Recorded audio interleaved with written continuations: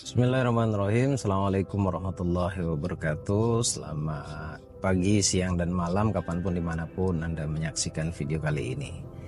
Terkhusus untuk yang nonton live malam hari jam 9, saya ucapkan selamat malam. Semoga Allah berikan kemudahan untuk kita semuanya dan Allah berikan kelancaran, serta yang terpenting adalah Allah berikan kesehatan lahir dan batin. Secara batin pun Allah sehatkan dan Allah bahagiakan, dan rezekinya diluaskan oleh Allah seluas-luasnya. Amin ya rabbal alamin. Kali ini saya ingin sharing, melanjutkan pembahasan saya di beberapa hari yang lalu di video terakhir sebelum video ini tentang pikiran bawah sadar. Nah, kali ini saya mau sharing apa saja yang bisa dilakukan oleh Anda untuk mengakses pikiran bawah sadar tersebut.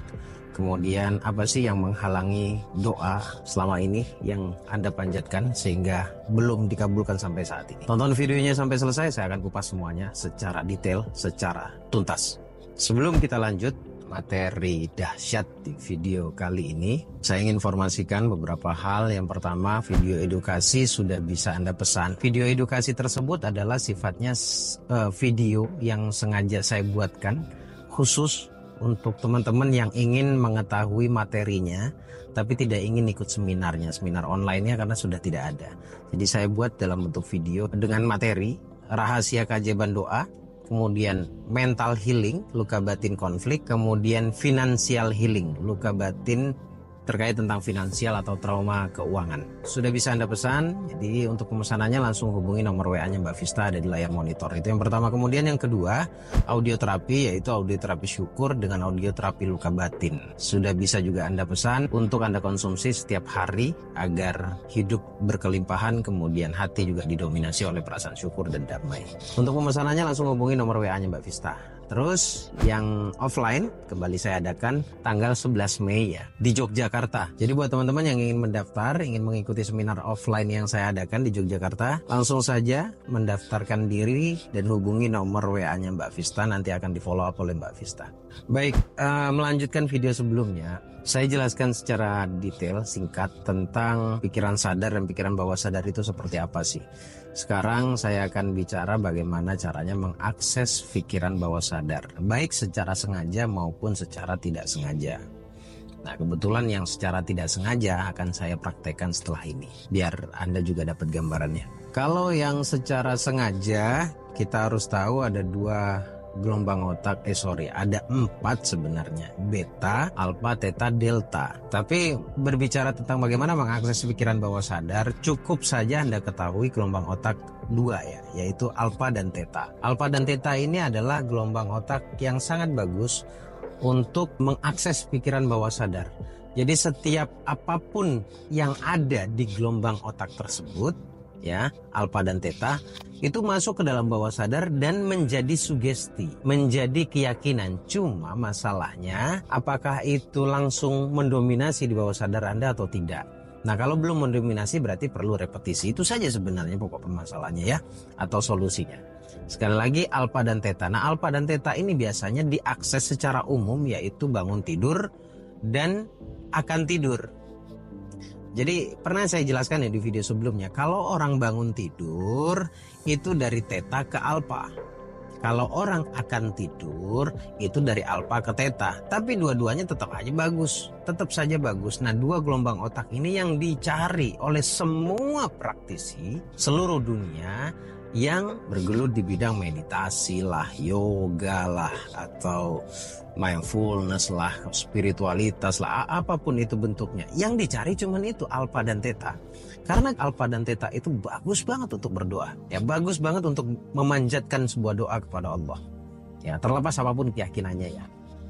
Nah, akan tidur dan bangun tidur itu secara sengaja. Secara tidak sengaja ada 2. 5 waktu kita sholat yang muslim. Selain 5 waktu mungkin sholat-sholat sunnah ya, seperti sepertiga malam. Itu semuanya adalah gelombang otak atau mengakses bawah sadar yang tidak disengaja. Kenapa saya katakan tidak disengaja? Karena sebelumnya kan tidak diketahui. Setelah saya sampaikan seperti ini bahwa 5 waktu itu ternyata gelombang otaknya dialpal. Anda kan jadi tahu. Jadi pada akhirnya sengaja untuk mengakses pikiran bawah sadar tersebut maksudnya. Oke, 1 ya. Kemudian yang kedua, yang tidak sengaja. Yang tidak sengaja itu contoh melihat, mendengar, dan merasakan apa-apa saja yang diinginkan. Maksudnya, Anda punya tujuan baik nih, berarti Anda harus merangsang penglihatan Anda, pendengaran Anda, kemudian perasaan Anda itu dengan apa-apa yang terkoneksi atau sehubungan atau mendukung keinginan Anda itu, ya. Jadi positif juga maksudnya gitu. Nah, kebetulan saya di dompet ini kosong. Lagi habis, maksudnya habis buat operasional. Nah, ini saya akan mampir ke ATM untuk ngambil uang. Maksudnya apa saya informasikan seperti ini? Gini, secara tidak sengaja jika mata kita melihat, maksudnya kita rutinkan, kita biasakan, dan kita repeat, kita pengulangan terus melihat uang, memegang uang, melihat uang. Sejatinya kita sedang mengakses pikiran bawah sadar dengan membawa apa yang kita lihat. Jadi kalau kita seringnya lihat uang, ketika kita masuk dalam gelombang otak alfa, itu kan sekali lagi secara tidak sengaja, karena kita tidak tahu tuh, kita pegang uang itu apakah selalu akan masuk ke dalam bawah sadar itu. Kita nggak tahu ya. Tetapi kita berusaha setiap kali kita pegang uang, melihat uang itu, kita bawa ke dalam bawah sadar. Nah, mana tahu bawah sadar merespon dengan baik. Oh iya, saya mau uang. Kemudian uang menyenangkan, dengan uang saya bisa membeli sesuatu yang saya inginkan, dengan uang saya bisa mencukupi kebutuhan keluarga, dan lain sebagainya. Nah, itu adalah cara saya secara tidak disengaja, saya sedang mengakses pikiran bawah sadar. Ya, saya sedang mengakses pikiran bawah sadar. Dengan cara saya ulang-ulang terus. Ya, dengan cara saya ulang-ulang terus. Nah, ketika saya ulang-ulang, saya yakin banget dalam setiap pengulangan itu ada satu hal yang akan masuk ke dalam bawah sadar saya dengan energi keberlimpahan. Ya, karena tadi lihat uang, pegang uang, dan lain sebagainya. By the way, saya sudah sampai di ATM. Saya ambil uang dulu. Habis ini saya akan tunjukkan, mana tahu dengan saya memperlihatkan ke Anda, membuat vibrasi Anda naik ya. Kita baik sangka, bukan bilang oh sombong nih punya uang itu udah pikirannya udah nggak sehat kalau begitu. Oke, baik, kita lanjutkan. Baru selesai ambil uang gini, jadi emang nggak boleh ini. Saya tidak membolehkan diri saya untuk tidak pegang uang sekecil apapun itu. Saya punya alasannya. Bukan berarti saya menunjukkan uang ke Anda terus sombong begitu. Ini sebenarnya pikiran Anda aja yang salah gitu ya. Nah, gini, tujuannya adalah saya sekali lagi punya alasan mengapa saya mengharuskan diri saya sebisa mungkin ya untuk tidak lepas dari uang, karena saya sedang mendoktrin diri saya. Saya itu dapat pemahaman udah lama banget dan mendapatkan rumusan ini sudah lama banget. Gini, saya itu dibangun di latar belakang, dididik oleh mental block yang luar biasa. Mungkin Anda merasakan hal yang sama ya, mental block yang sangat luar biasa, sehingga saya itu apa-apa tuh sangat membatasi diri. Maksudnya berdoa saja saya membatasi diri. Dulu saya tuh adalah salah satu orang yang takut berdoa untuk kaya. Ya sekarang belum kaya, kalau kaya itu didefinisikan uang berlimpah ruah, belum juga gitu loh. Tapi ya alhamdulillah berkecukupan selalu, setiap kali butuh Allah cukupkan. Oke, sekali lagi saya dibangun di latar belakang kultur, budaya, keluarga dengan mental block yang sangat luar biasa. Nah, tujuan saya dengan melihat secara terus-menerus berulang selama saya bisa dan selama ada uang tersebut, saya sadar bahwa saya sedang mendoktrin diri saya terhubung ke bawah sadar, terhubung ke kekayaan, terhubung ke keberlimpahan atau uang itu sendiri. Dan apakah ini berdampak? Sangat berdampak. Sangat berdampak. Makanya salah satu pakar loa di luar negeri sana itu bereksperimen dengan sering-sering melihat uang di jam bawah sadar. Mungkin Anda pernah nonton film The Secret-nya, itu dia menempel uang, satu lembar uang tapi nolnya ditambah, nominalnya ditambah. Dan itu pasti kelihatan ketika dia akan tidur. Disitulah saya melihat, oh ini ilmu bisa diduplikasi gitu loh. Ternyata itu bekerja banget, berhasil banget gitu.